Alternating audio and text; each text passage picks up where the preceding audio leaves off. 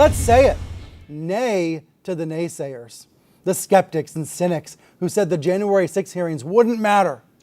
Turns out they were very wrong. The media personalities who said that no one would watch, that no one would care, they've now seen otherwise. And let's be honest, there was quite a bit of this prognosticating. Some people thought that the summertime hearings would fizzle out over time, but they actually picked up steam as June turned to July. TV ratings stayed strong throughout the series. It's weird to say it's a series, but it was a summer series of television, and it turned out to be one of the highest rated shows of the summer. So despite the MAGA media types who claimed no one was watching, in fact, the hearings reached tens of millions of people.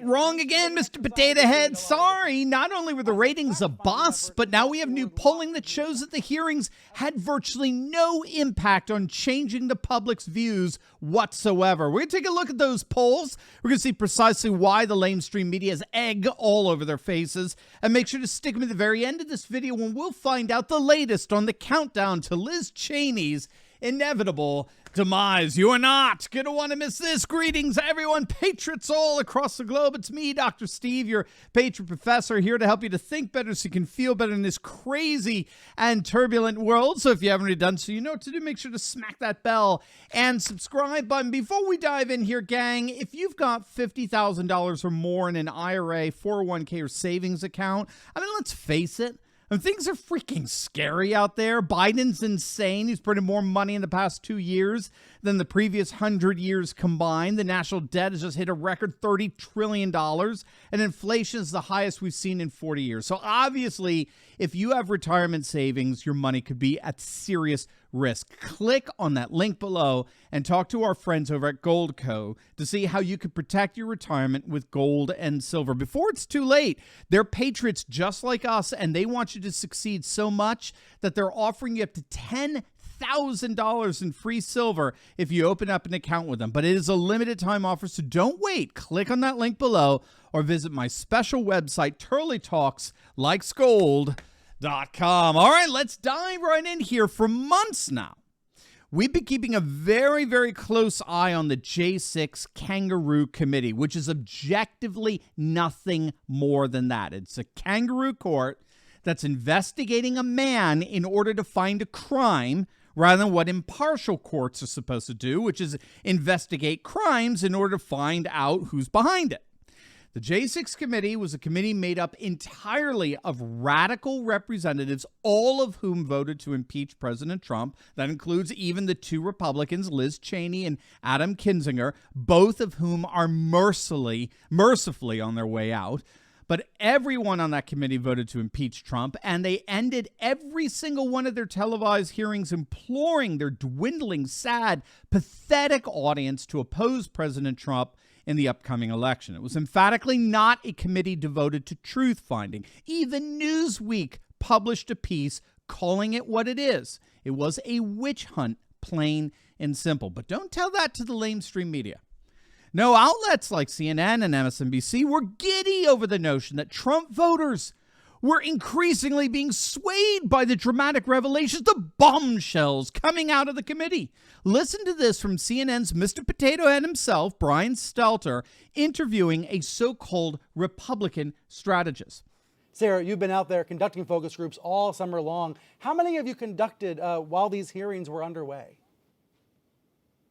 We've done 9 focus groups of Trump voters since the hearings began, and it's really been a stunning turnaround to focus groups that we were doing prior to the hearings. Prior to the hearings, we were seeing usually about half of any group of Trump voters would want to see him run again in 2024. But since the hearings have been going on, 4 of those 9 groups, 0 of the respondents wanted him to run again. In fact, we ran an analysis, and in those 9 groups, there was only 15% of the Trump voting respondents that wanted to see him run. And you heard it yourself, right? It was a stunning turnaround. Stunning, right? In 4 of the 9 focus groups, none of the participants, 0, wanted to see Trump run again. That was CNN just a few weeks ago. And we now know that virtually everything you just heard was a bunch of BS. First and foremost, that The nonsense about the ratings at the beginning, what Stelter didn't tell you was that the ratings for the hearings were about the same as the sum total of what the evening newscasts on CBS, NBC, ABC, and the like all average together collectively each night. They average anywhere from 18 to 20 million viewers. Given that every single network and cable news channel, for the exception of Fox, aired the hearings, we should expect that they would get comparable views. So Stelter left that little fact out. In fact, according to an analysis by Joe Concha, the debut hearing several weeks back actually took in less viewers than the average combined ratings for the network news. So they actually lost viewers. And then you have the so-called Republican strategist. Now, if you don't know, that so-called Republican strategist was Sarah Longwell. Longwell is a rabid anti-Trumper. She's actually the founder of the organization Republican Voters Against Trump, which spent millions of dollars to defeat Trump. Needless to say, she is a deep state shill. She's a rhino neocon par excellence who has far more in common with Nancy Pelosi than she does with Ron DeSantis, for example. And she's touted by CNN as a bona fide Republican, which of course is a lie. And then she and Mr. Potato Head celebrate this anti-Trump focus group data, which, as it turns out, we now know is also not true. The latest poll from Monmouth found that 90% of those polled said that the hearings made no impact on them whatsoever in terms of changing their views on what happened on January 6th. 90%. In fact, 60% said they believed it was a partisan witch hunt, specifically to get rid of President Trump. The public sees it. The public isn't buying it. CNN was lying. And just to show you we're not cherry picking here, this Monmouth poll is not the first poll to show this. Back in July, a USA Today Suffolk University poll found that only 6% of self-identified Republicans thought that President Trump played a bigger role in the attack than they first thought. The overwhelming response among Republicans to the hearings was to dismiss the committee and its revelations as nothing but partisan poison. Kabuki theater for Trump derangement syndrome, nothing more. In terms of independents, 6 in 10 said that the hearings did nothing to change their views. Only 3 in 10 said that they viewed the attack now as more serious than before.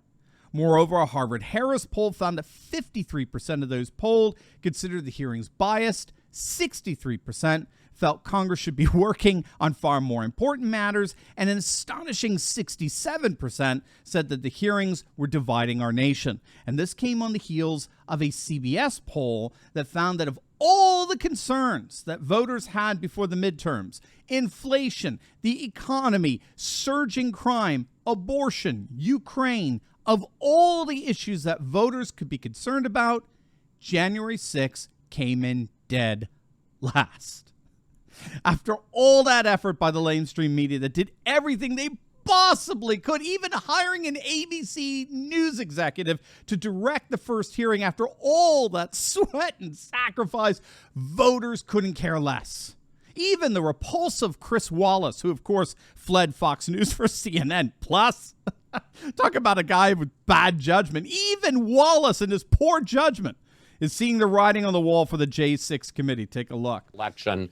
I think they've done a good job of that. But, you know, I was skeptical from the start and said so before the first hearing, John, about what impact that would have. And all you have to do is look at the results of the primaries on Tuesday, where you have Tom Rice, one of the very few, I think it was 10 Republicans who voted to impeach Donald Trump over the January 6th riot. He's a five-term congressman from South Carolina. And not only was he beaten in the Republican primary, but the election-denying challenger, Russell Fry, got 50+% of the vote.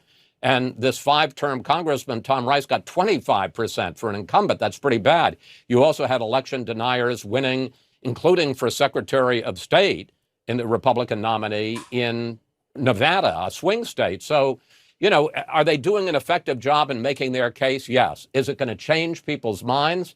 I think that's very much to be determined. And the early indications are not so much. I mean, that's got to be one of just a handful of times Chris Wallace has ever been right. But then again, a broken clock is right twice a day, right? So what does all of this mean? Well, at one level, it obviously means that Trump is the 2024 nominee. Nothing at this point is going to stop him. We did a video on that, how nothing in this FBI raid is going to change that constitutionally. I mean, it's a widely held view. It has bolstered Trump as the presumptive nominee. But at another level, this dud, this utter failure to move anyone, means that Liz Cheney is officially toast. The final polls before Cheney's day of judgment have her down 30 points to her Trump-endorsed primary challenger, Harriet Hagman. Now, many of you know there is one possibility for Cheney to pull this off, and that's, of course, if basically every single Democrat in the state of Wyoming changed their voter affiliation and voted for Cheney in the GOP primary. The Epoch Times is reporting that there are plenty of Democrats who are openly boasting that they're going to do just that. They're switching parties so that they can vote in the Republican primary and reelect Cheney. The problem, as a number of pundits have pointed out, the problem is that Wyoming is so red, it's so deep red, there's simply not enough Democrats to make up the difference. There are apparently just over 284,000 Wyoming voters, 208,000 of which are Republicans. I mean, you don't get much more red than that. So with Hagman's 30-point lead, even if every single one of the 39,000 Democrats came out to vote, Hagman would still win. There's just not enough votes. 39,000 can't compete with 208,000. I guess all the independents could come in and vote for him too. But there is a Stalin quote, if I believe, quantity is its own quality. And I think you have the proof of it here. There's nothing you do when nearly 60% of a massive super majority is voting one way. And that appears to be what's on the horizon for poor old Liz. So there you have it. The J6 committee hearings were a disaster. The lamestream media has egg all over their faces. And Liz Cheney is about to be officially voted out of office. Not a bad start to the week, if you ask me. As always, make sure to smack that bell and subscribe button. And make sure to check out my latest video I just uploaded on Tulsi Gabbard crushing the FBI and the Biden regime on Tucker Carlson's show. It's going to absolutely make your day. So make sure to click on that link, and I will see you over there. God bless.